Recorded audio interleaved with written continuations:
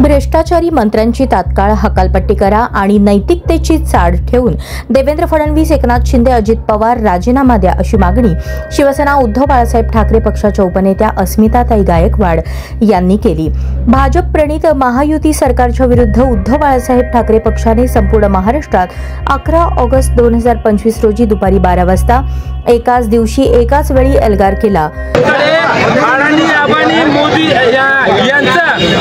कर्ज लाखो करोड कर्ज माफ करायला यांच्याकडे पैसे आहेत, पण शेतकऱ्यांचे 4-5 लाख रुपये माफ करायला यांच्याकडे पैसे नाहीत। लाडक्या बहिणीला पैसे द्यायला यांच्याकडे 2000 रुपये नाहीत। या ठिकाणी युवकांच्या हाताला काम देण्यासाठी यांच्याकडे पैसे नाहीत। यांच्याकडे पैसे आहेत फक्त 2 नंबर रमी खेळणाऱ्या मंत्र्यांच्या हाऊस पुरवण्यासाठी आहेत। यांच्याकडे पैसे आहेत, अदानीचं कर्ज माफ करायला पैसे आहेत, पण यांच्याकडे पैसे या महाराष्ट्रातल्या गोरगरीब जी शेतकरी आहे या शेतकऱ्याचा कर्ज माफी करायला त्यांच्याकडे पैसे नाहीत।